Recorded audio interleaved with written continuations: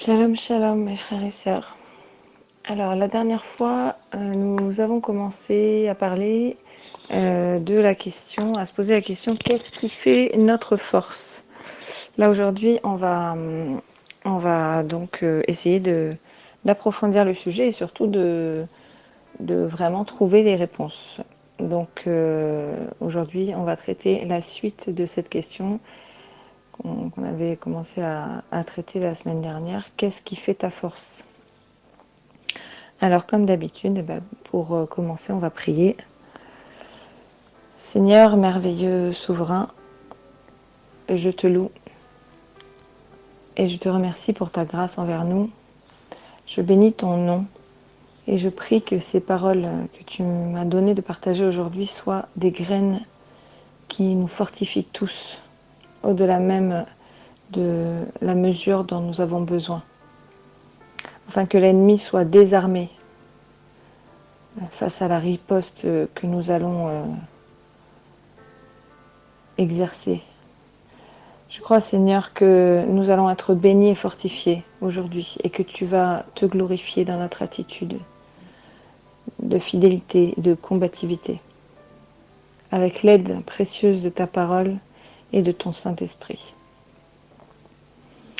J'ai prié en ton nom afin qu'il soit à jamais glorifié, Seigneur Jésus-Christ. Alléluia. Amen. Voilà. Alors, je vais pas tarder, je vais pas passer par plusieurs chemins. Une des réponses à cette question qu'on se pose depuis la semaine dernière, qu'est-ce qui fait notre force, et qu'on peut trouver dans la Bible. Donc, une des réponses, donc en fait, on la trouve dans Néhémie au chapitre 8 et au verset 10. Et on nous dit, Néhémie 8, 10, nous dit la joie de l'Éternel sera votre force. Alors, c'est un des versets les plus courts qu'on peut trouver dans la Bible, et pourtant, c'est clair et c'est net. Parce que, oui, mes frères et sœurs, c'est bien de la joie du Seigneur, en fait, dont nous devons tirer notre force. Donc ça, c'est une première réponse. Alors, qu'est-ce que c'est cette joie de quoi nous parle-t-on quand on nous parle de se réjouir en fait dans le Seigneur, ou de faire de notre force la joie de l'Éternel? C'est l'espérance, entre autres. Et en fait, si on a compris ce que Christ a fait pour tous ceux qui décideraient de croire en lui, à compter de cet instant, en fait, à compter de l'instant où on croit, eh bien, on doit justement mettre notre joie en cette œuvre.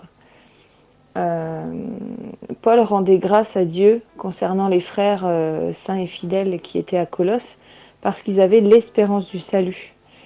Colossiens 1, verset 5 nous dit « À cause de l'espérance qui vous est réservée dans les cieux, et que la parole de la vérité, la parole de l'évangile, vous a précédemment fait connaître. » Donc ça, c'est juste avant, il nous est dit, Paul disait « Je rends grâce à Dieu justement pour vous, mes frères saints et fidèles, à cause de cette espérance justement qui vous est réservée dans les cieux. » Donc c'est l'espérance du salut, c'est l'espérance de cette vie éternelle qui leur avait été apportée justement par l'évangile. Voilà, ce verset-là nous dit que c'est l'évangile qui leur avait fait connaître cette espérance. Alors beaucoup de gens disent avoir reçu Jésus dans leur vie, mais n'ont pas réellement reçu le message de l'évangile en profondeur en fait, parce que c'est l'espérance que l'évangile nous donne, qui nous donne justement la force d'avancer dans un avenir troublé. Et quand on y réfléchit, quoi de plus joyeux que de savoir que on va être épargné en fait par tous les fléaux, épargné de tous les fléaux qui sont annoncés dans la Bible. C'est quand même sécurisant de savoir que on a un rocher inébranlable en fait sur lequel s'appuyer. Alors regardez ce que nous dit la suite de ce passage justement, Colossiens chapitre 1 au verset 6 nous dit, il est au milieu de vous et dans le monde entier. Il porte des fruits et il va grandissant, comme c'est aussi le cas parmi vous depuis le jour où vous avez entendu et connu la grâce de Dieu conformément à la vérité, d'après les instructions que vous avez reçues. Donc là, on a une répétition en fait. On nous dit en premier que c'est la parole de la vérité qui leur a été annoncée, la parole de l'évangile, justement, qui leur a fait connaître cette espérance de salut. Et puis ensuite, on nous dit, donc, depuis le jour où vous avez entendu et connu la grâce de Dieu, alors conformément à la vérité, qui leur avait été annoncée, justement, et puis d'après les instructions qu'ils avaient reçues. Donc, en fait, voilà, c'est la foi vient de ce qu'on entend, nous dit la parole de Dieu, et ce qu'on entend vient de la parole du Seigneur. Donc, du coup, c'est clair que si on n'a pas reçu la bonne parole du vrai évangile, parce que les apôtres, justement, ils combattaient un petit peu ça, justement, ils étaient confrontés à des églises, des gens, en fait, qui avaient probablement entendu le bon message, mais qui après avaient fondé des églises à part, et qui s'étaient désolidarisés justement des églises que Paul et entre autres avaient fondées, et puis après en fait qui allaient propager un évangile un peu tronqué, quoi. Voilà. Donc on n'était plus dans la parole de la vérité. Donc là Paul il dit bien de se référer justement aux instructions qu'on a reçues en premier lorsque on a cru. Voilà. Lorsque il y a eu cette petite étincelle, cette révélation en fait, voilà, qui nous a permis de décider de suivre le chemin du Seigneur. Donc tout ça en fait ça nous dit quoi? Ce passage il nous dit que le Saint-Esprit guide ceux qui ont choisi leur camp et qui font partie du royaume de Dieu. Parce que quand on décide vraiment de laisser le péché derrière et de suivre le Seigneur, la Bible nous dit clairement en fait qu'on devient héritier du royaume. Donc on n'est pas des petites gens, on est vraiment des citoyens du royaume céleste. On est des fils et des filles de Dieu. Et le Seigneur ne permet pas qu'on touche à notre vie. Voilà. Donc après il faut aussi garder les yeux fixés sur le Seigneur. Donc comme lui, en fait, on est appelé à porter du fruit, comme le Seigneur l'a fait. On est appelé à porter du fruit et à l'aider aussi à grandir parmi les nations du monde entier, en fait. C'est ce que le Seigneur Jésus il a dit aux disciples. Il a dit, faites de toutes les nations mes disciples. Voilà. Donc, en fait, notre ministère à chacun, notre premier ministère, c'est justement d'apporter le témoignage de Christ. Voilà. Alors par notre comportement, ça on en a parlé la dernière fois, et aussi dans d'autres audios, mais aussi par la parole, voilà, parce que quelquefois, alors il faut toujours apporter la parole qui est entendable, parce qu'il y a des gens en fait, on ne va pas s'adresser à tout le monde de la même manière, on ne va pas forcément à chaque fois faire comme le prophète Jonas avait été appelé à faire avec le peuple ninivite, c'est-à-dire se mettre au milieu du village et crier fort vous serez tous perdus si vous vous repentez pas. Mais c'est pas ça en fait, c'est pas ça que le Seigneur attend de nous, c'est juste qu'on doit discerner justement qui on a en face, quelle est la situation de la personne, et lui apporter une parole qu'elle va pouvoir digérer et accepter, voilà, et qui va changer quelque chose, voilà. Mais seulement ceux qui ont entendu et justement qui ont connu la grâce de Dieu conformément à la vérité, hein, comme nous disait le verset, le verset 6, voilà, du chapitre 1er de Colossiens. Donc seulement ceux-là qui ont entendu et connu la grâce de Dieu conformément à la vérité, d'après les bonnes instructions qu'ils ont reçues, vont porter ces fruits au profit du royaume de Dieu, pas à leur propre profit. L'intérêt, c'est pas d'être important ou d'être quelqu'un. On est déjà quelqu'un vis-à-vis du Seigneur. Notre vie, elle est déjà importante à ses yeux, à tel point que, voilà, quand on prend cet engagement envers lui, on reçoit ce sceau royal, justement, qui nous permet d'avoir cette immunité et qui fait que l'ennemi ne peut pas toucher à notre vie. Voilà. Donc, en clair, la religion, en fait, ne suffit pas. Vous savez, en fait, ce que je vous dis là, c'est pas du tout pour offenser qui que ce soit, mais simplement, dans les temps où nous sommes, il faut comprendre que tout ce qui nous est dit dans la parole du Seigneur, en fait, est fait pour nous guider. Voilà. Donc, c'est aucunement pour offenser ceux qui sont dans la religion. Hein. Nous, on le dit, notre seule religion, en fait, c'est le Seigneur, c'est Jésus, c'est la Bible. Et tout ce qu'on prêche, tout ce qu'on dit, peut être vérifié justement dans la parole du Seigneur. Ce qui n'est pas toujours le cas dans la religion, en fait. Voilà.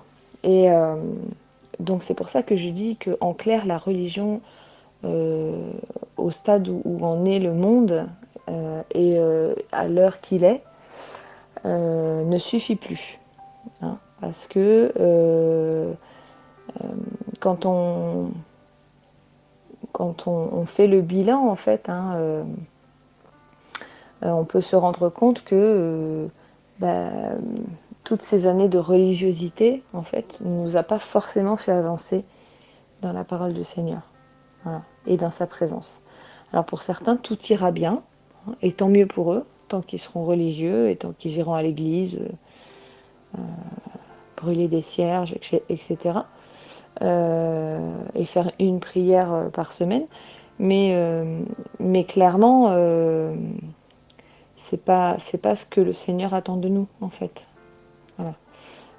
Et si une seule personne qui pourra entendre ce message aura le sentiment, en fait, qu'il lui manque quelque chose, et que cette personne-là veut faire un bilan de tout ça, moi je dis Alléluia, parce que c'est le but, en fait. Hein, la Bible nous demande de nous examiner, et c'est pas pour rien.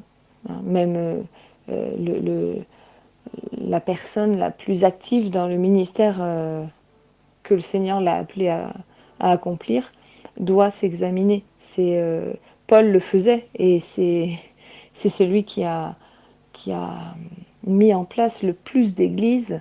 C'est l'apôtre peut-être qui a été le plus utilisé par le Seigneur, et pourtant il s'est lui-même examiné, hein, plusieurs fois. Voilà, et il restait dans l'humilité, proche du Seigneur. Donc il n'y a pas de raison, en fait. Et même Jésus, qui a été quand même aussi le plus grand apôtre, hein, évidemment, avant Paul, puisque c'est lui qui a fait le plus de miracles, c'est lui qui a le plus prêché partout. Pourtant son ministère a été bien plus court que les autres, mais la Bible dit que on n'a pas pu tout écrire, en fait, dans un seul livre, et que la terre ne suffirait pas à supporter tous les livres qu'on pourrait écrire pour citer tous les miracles et tout ce que Jésus a fait en 3 ans quand il a exercé son ministère ici sur terre. Donc c'est dire si il a été le plus important, et pourtant lui s'examinait aussi. Lui n'avait pas peur de remettre sa vie, en fait, aux pieds de son Père céleste. Et puis voilà, il était totalement à l'écoute du Saint-Esprit et de la volonté de son Père. Donc c'est nullement en fait pour nous rabaisser ou nous décourager ou nous montrer qu'on ne fait pas bien ou je ne sais pas quoi, que le Seigneur nous demande de le faire, mais c'est en fait pour nous donner une chance de changer de cap si on était parti du mauvais côté. Et c'est extrêmement important parce que Éphésiens 5 au verset 16 nous dit « Rachetez le temps, car les jours sont mauvais ». Et en ce moment, les églises se réveillent un peu et commencent à prêcher justement le fait qu'on est dans les temps de la fin, les derniers temps, hein, avant que le Seigneur revienne. Donc c'est important de s'examiner afin de mettre sa vie en règle, justement, et de pouvoir s'assurer on sera bien prêt quand le Seigneur va venir chercher ceux qui se seront préparés. Donc il est clair que nous ne vivons plus comme avant quand on comprenait tout ça. Non, pardon, je voulais dire, on ne vit plus maintenant, une fois qu'on a compris tout ça, comme avant, quand on ne comprenait pas tout ça. Voilà. Maintenant, le Seigneur nous a ouvert l'intelligence, et quand cette révélation justement vient nous frapper, c'est le début de la nouvelle naissance. Voilà. Alors ensuite, il va nous falloir finaliser avec le passage à l'acte, en décidant justement de laisser nos vieilles habitudes, nos mauvais penchants derrière nous, et en nous repentant sincèrement, avec pour décision finale de suivre le Seigneur Jésus en fait. Abraham est cité comme un homme marchant avec le Seigneur, et le Seigneur lui a imputé le salut à justice. Voilà, c'est qu'en fait, sa foi, dès que le Seigneur lui demandait quelque chose, Abraham le faisait. Il comprenait rien des fois, mais c'est souvent comme ça quand le Seigneur nous parle, nous demande de faire quelque chose, et on ne sait pas où il veut nous amener, on ne sait pas ce que ça va donner ou quoi, mais quand on marche par la foi et non par la vue, on fait ce que le Seigneur nous demande. Et c'est ce qu'Abraham a fait, si bien que voilà, il a obtenu le salut avant même que Jésus soit venu sur terre pour donner sa vie pour lui. Voilà, donc ça veut dire que Dieu a trouvé juste de lui accorder le salut justement pour la foi sans faille qu'Abraham a démontrée envers lui. Et de même, Enoch, nous dit la Bible, marcha 300 ans avec Dieu, et Dieu le bénit en lui donnant beaucoup de fils et de filles. Voilà. La Bible dit que Enoch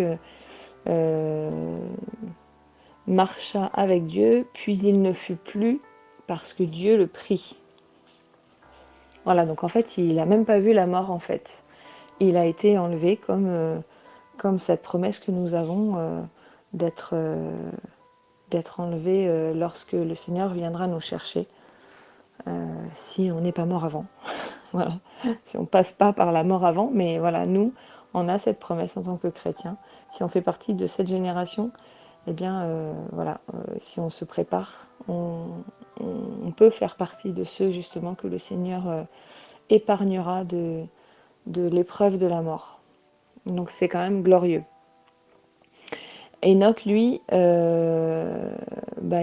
a été enlevé justement de la même manière que le seront tous ceux qui attendent justement fidèlement et qui se préparent pour le retour du Seigneur. Voilà. On a aussi un autre exemple, c'est Noé qui marchait avec Dieu, nous dit la Bible, et on sait que tout ce qui s'est passé, au travers de tout ce qui s'est passé, en fait, Dieu l'a sauvé, lui et toute sa famille, en fait. Voilà, donc c'est important, en fait, cette notion de marcher avec Dieu, parce que, justement, suite à Abraham, Joseph, lui, il a été béni comme ses pères, Abraham et Isaac, parce que, justement, ses pères ont marché avec Dieu toute leur vie. En fait, la Bible nous dit que Dieu bénit plusieurs générations après nous, lorsque nous restons fidèles. Voilà. Et Dieu est fidèle et il tient sa parole. Donc c'est pas seulement notre vie, mais c'est aussi toute la lignée, les générations qui arrivent derrière nous, en fait. Hein. Donc c'est important d'enseigner nos enfants à marcher dans le Seigneur aussi, marcher avec le Seigneur, et puis aussi de montrer, nous, qu'on a une foi inébranlable, et puis que peu importe ce qui se passe, on continue de marcher avec le Seigneur. Michée, chapitre 6 au verset 8, nous dit: On t'a fait connaître, ô homme, ce qui est bien, et ce que l'Éternel demande de toi, c'est que tu pratiques la justice, que tu aimes la miséricorde, et que tu marches humblement avec ton Dieu. Donc voilà, Michée, c'est pas un livre très très long, hein, qu'on trouve dans la Bible, que Michée a écrit, mais il y a quand même des paroles très percutantes,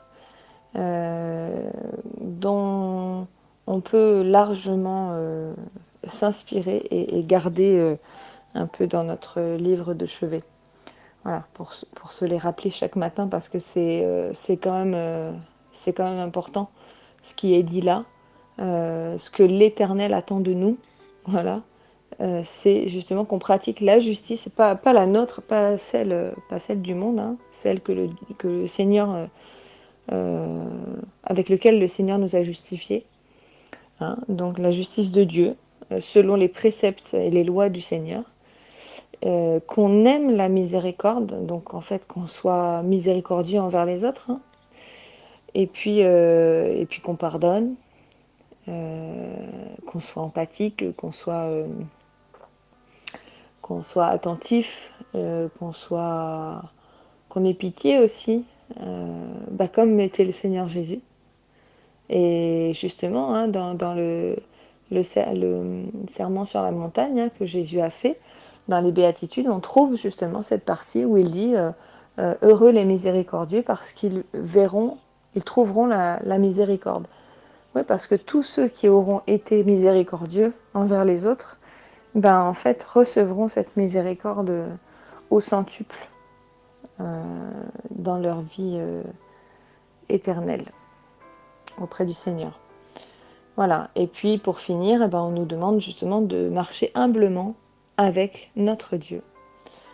Voilà, donc toutes ces personnes, et tant d'autres, hein, qu'on ne va pas citer aujourd'hui, parce qu'il y en a beaucoup, que nous donne la Bible comme exemple, en fait, ont marché justement dans la joie et la fidélité, en fait. Ces personnes-là, elles sont toutes des figures de force et de foi, en fait. Elles sont là pour nous montrer le chemin à suivre, sur lequel justement Jésus attend de pouvoir marcher avec nous, à nos côtés. Alors si nous marchons avec le Seigneur chaque jour, nous ne serons pas confus et nous pourrons tenir ferme justement dans la joie de l'espérance, au moment où les moments difficiles vont se présenter. Parce que justement notre espérance n'est pas de ce monde. Jésus a dit: vous êtes dans le monde, mais vous n'êtes pas du monde. Donc on ne doit plus nous fier en fait au monde présent autour de nous, mais plutôt voir ce que le Seigneur a préparé au-delà. J'aime bien souvent donner cet exemple où je disais à ma fille encore cette semaine, elle me disait qu'elle n'avait pas envie d'aller à l'école et qu'elle voulait rester à la maison. Et puis pour l'encourager, je lui dis: mais imagine-toi si Jésus il avait dit la même chose, et que justement il s'était dit: non, moi aller me faire crucifier, non, j'ai pas trop envie en fait.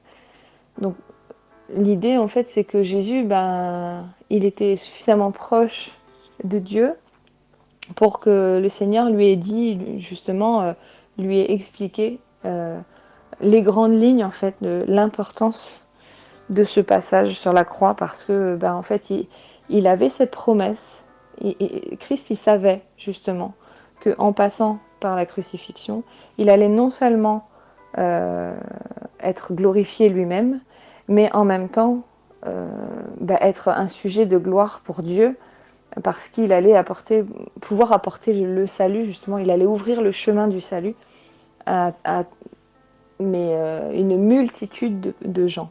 Voilà. Donc en fait, il n'a pas regardé à ce qu'il devait accomplir, mais il a regardé justement à l'espérance que ça lui apportait après. Alors forcément, ma fille, elle n'a pas refusé d'aller à l'école après ça, hein, parce que on peut pas lutter contre ça. Il n'y a pas plus grand sacrifice que celui que le Seigneur Jésus a fait pour nous.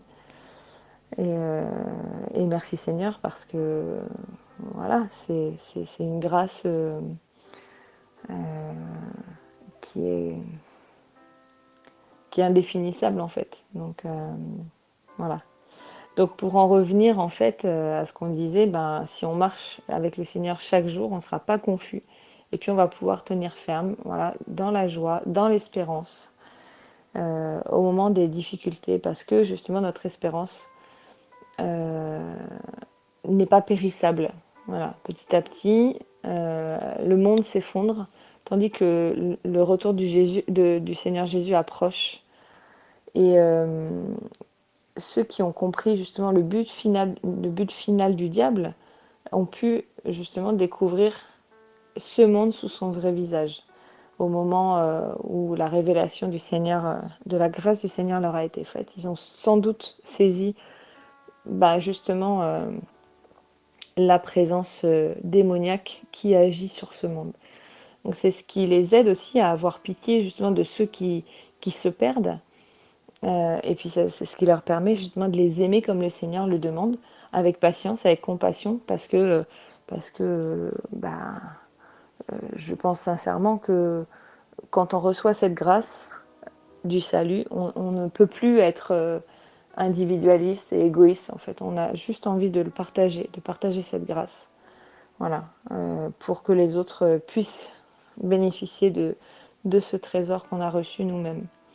Alors il nous faut justement expérimenter cette joie parfaite qui est manifestée dans les cieux au moment où une âme est réellement sauvée en fait. Il faut comprendre ça aussi, hein. La Bible nous dit que c'est l'explosion de joie et que la louange éclate pour le Seigneur lorsque une âme revient à lui. Donc ça nous aide à persévérer justement dans cette espérance que Christ nous a offerte. Voilà, gloire à Dieu pour tout ça. Donc dans la première partie la semaine dernière, on a vu que c'était difficile de rester debout, fort, face à un monde qui applique et qui prône l'inverse des valeurs que le Seigneur nous demande de suivre. Alors aujourd'hui justement, on va continuer de mettre le doigt concrètement en fait sur ce que nous dit la parole de Dieu pour qu'on soit fortifié chaque jour. Parce que justement on croit et on déclare, je le déclare aujourd'hui, que c'est dans la parole du Seigneur qu'on va tirer d'abord notre force pour convaincre justement les géants qui sont en face de nous de se retirer ou simplement les désarmer ou les terrasser. Voilà. Comme David l'a fait avec le géant philistin Goliath. Voilà. Donc, est-ce que, en parlant de David, justement, David, il était pas du tout prédestiné a priori hein, à être roi, mais justement, le Seigneur a vu, il a regardé à son cœur, et dans son cœur, il a vu quelque chose qu'il n'a pas vu dans le cœur de ses 7 autres frères. 1 Samuel 16 au verset 7 nous dit: l'Éternel ne considère pas ce que l'homme considère. L'homme regarde à ce qui frappe les yeux, mais l'Éternel regarde au cœur. Et justement, ce que Dieu a vu dans le cœur de David, il l'avait vu dans aucun autre cœur aucun autre de ses frères. Et au verset 18, justement, il y a un serviteur de l'ancien roi Saül, justement, qui a décrit David d'une façon, c'est pour qu'on comprenne en fait que par rapport à ses frères qui étaient forts et qui avaient a priori toutes les qualités parfaites pour devenir roi, euh, David n'en était pas dépourvu en fait de ces qualités-là, ces qualités physiques, mais il avait autre chose que ses frères n'avaient pas. Et cette description, donc on la trouve au verset 18 du chapitre 16 de 1 Samuel, du premier livre de Samuel. On nous dit, voici, donc ça c'est un serviteur de l'ancien roi Saül hein, qui parle, hein, puisque le roi Saül en fait était tourmenté, puisque Dieu l'avait laissé, l'avait disqualifié à cause de sa désobéissance, et donc il cherchait quelqu'un en fait pour lui jouer de la harpe et pour le tranquilliser. Et il y a un de ses serviteurs qui lui dit, voici, j'ai vu un fils d'Isaïe, Bethléemite, qui sait jouer. Parce que David jouait extrêmement bien de la harpe. Donc je continue. Il est dit, c'est aussi un homme fort et vaillant, un guerrier, parlant bien et d'une belle figure. Et l'Éternel est avec lui. Donc là, on voit que David était calme, apaisant, malgré sa force. Et le serviteur avait remarqué que David avait ce talent que peu de personnes possédaient, en fait, hein, de jouer de la harpe extrêmement bien. Et qu'en plus, l'Éternel était avec lui. En fait, il avait cette présence. Il marchait et il était imprégné de la présence de Dieu. Donc c'est pourquoi il a pu se présenter justement devant Goliath et le terrasser d'un seul coup de pierre sur le front. Il a combattu dans le calme et dans l'assurance que Dieu était avec lui et qu'il ne le laisserait pas échouer. Il a combattu au nom de l'Éternel et pas en son propre nom en fait. Et l'Éternel a mis sa force dans le seul lancer qu'il a tiré, ce qui lui a permis justement de terrasser ce géant et puis de se faire respecter par le peuple qui deviendrait son peuple. Alors oui, le Seigneur fait des grandes choses, mais pas dans l'agitation et pas dans la démonstration bruyante. Donc ce qui nous amène justement à la deuxième réponse qu'on peut trouver dans la Bible à notre question du jour. Qu'est-ce qui fait ta force? Eh bien, on va dans le livre d'Ésaïe au chapitre 30 et au verset 15. Et on nous dit, car ainsi a parlé le Seigneur, l'Éternel, le Saint d'Israël. C'est dans la tranquillité et le repos que sera votre salut. C'est dans le calme et la confiance que sera votre force. Mais vous ne l'avez pas voulu. Et là, il s'adresse au peuple d'Israël. Donc, la question qu'il faut se poser, mon frère, ma sœur, c'est qu'est-ce qui fait ta force, toi, hein, qui ne fait pas partie de ce peuple d'Israël, mais qui fait bien partie du peuple de Dieu. Qu'est-ce qui fait ta force? Qu'est-ce qui fait notre force personnellement? C'est pas si simple en fait hein, de répondre tout de suite à cette question. C'est pas si simple non plus de garder le cap en fait hein, toute notre vie. Mais encore une fois, on doit justement régulièrement faire des pauses pour examiner notre vie et puis s'assurer qu'on continue à être dans les plans du Seigneur. On est souvent tenté de se demander comment ces hommes de foi cités dans la Bible ont fait pour marcher toute leur vie avec le Seigneur sans jamais se détourner du bon chemin. Il y a une réponse à ça. C'est dans Ésaïe justement, toujours, mais au chapitre 40, verset 31. Et on nous dit, mais ceux qui se confient en l'Éternel renouvellent leur force. Ils prennent le vol, comme les aigles. Ils courent et ne se lassent point. Ils marchent et ne se fatiguent point. Donc voilà la réponse concernant ces hommes de foi qui sont cités en exemple dans les Écritures. Ils comptaient totalement sur leur Dieu. Ils étaient totalement dépendants de lui seul, en fait. Et peu importe par quoi nous, on doit passer, tant qu'on reste enraciné en Christ. Comme nous le dit Philippiens 4, verset 13, « Je peux tout par Christ qui me fortifie ». C'est pourquoi le Seigneur, en fait, nous demande de garder les yeux fixés sur lui en permanence. Parce que de cette manière, en fait, on ne va pas voir ni le vide ni le danger autour de nous, mais on verra, en fait, chaque situation avec ses yeux à lui. Et puis, il pourra nous guider, justement, et le Saint-Esprit nous aidera à avancer sans crainte. Donc, il y a beaucoup de passages dans la Bible, en fait, qui sont des encouragements, des clés à suivre pour renouveler nos forces. On faut comprendre aussi qu'on n'a pas été, comment dire, le Seigneur ne nous a pas donné à moitié les choses en fait. Quand on dépose notre vie en Christ et que c'est lui en fait qui devient notre chef suprême, bah il faut bien comprendre que Christ a dépose en nous à ce moment-là tout ce qu'il a lui-même, tout ce dont il a lui-même hérité. Voilà. En fait, on a hérité de lui tout entier, vu qu'on est héritier du royaume. Et puis souvenez-vous, en fait, ce qui me fait dire ça, c'est que quand on se souvient du passage dans Matthieu, je ne sais plus quel chapitre,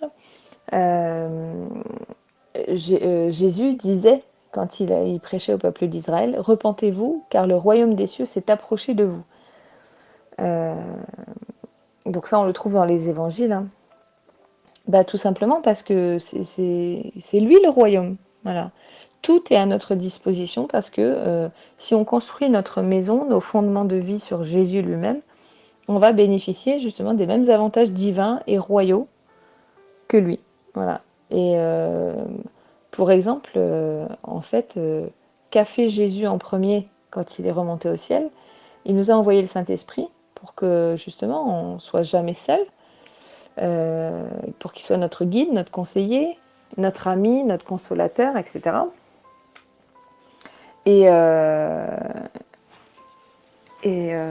c'est en fait à nous de le laisser entrer puis de lui laisser la place, hein, tout simplement. Parce que lui, il fera jamais le forcing en fait. Hein. On trouve dans 2 Timothée chapitre 1er au verset 7 un passage justement qui explique ça, de ce que le Seigneur nous a légué, entre autres. On nous dit, donc 2 Timothée 1, verset 7, « En effet, ce n'est pas un esprit de timidité que Dieu nous a donné, mais un esprit de force, d'amour et de sagesse. » Donc, alors, on a déjà un esprit de force à notre disposition, et la parole de Dieu nous donne justement les clés pour recharger cet esprit, cette force, lorsque la batterie descend un peu dans le rouge. Voilà, donc ça fait partie du plan parfait du Seigneur. Donc je pourrais continuer pendant des heures à énumérer ces forces vives que le Seigneur nous accorde quand on a besoin de force chaque jour. Mais en fait, l'important est déjà de comprendre qu'on est loin d'être démunis et que, un peu à l'image de notre cerveau, de l'utilité, de la façon dont on utilise notre cerveau, on n'exploite pas le quart de la moitié des capacités que le Seigneur nous a mis à disposition. Voilà. Donc je nous encourage, mes frères et sœurs, pour faire un petit résumé de tout ça, eh bien, à louer et bénir le Seigneur chaque matin, comme le faisait David, à louer les bienfaits de Dieu. Surtout, remémorez-vous ce que Dieu a fait dans votre vie.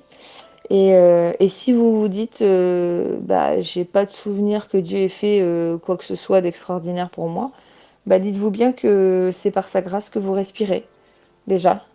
C'est déjà énorme. Et puis, surtout qu'il vous a offert le bien le plus inestimable qui soit, c'est-à-dire sa propre vie à lui pour votre salut. Voilà. Donc, en résumé, et pour finir, ouvrez votre cœur à sa présence chaque jour. Et puis dites, comme il est dit dans le psaume 59 au verset 17 par exemple, qui nous dit « Quant à moi, je chanterai ta force, dès le matin je célébrerai ta bonté, car tu es pour moi une forteresse, un refuge quand je suis dans la détresse. » Voilà, donc faites un pas vers lui, avec calme et confiance. Fortifiez-vous dans la joie du salut qu'il vous offre par amour. Confiez-vous en lui pour renouveler vos forces. Espérez en lui seul et louez-le pour qui il est et pas seulement pour ce qu'il peut faire pour vous. Témoignez-lui ne serait-ce que peut-être 1/100 de l'amour qu'il vous a témoigné et Je vous assure que votre vie va changer. Voilà, soyez fortifiés et que la joie, la force et le Seigneur Jésus soient votre force. Voilà. Soyez bénis. Shalom.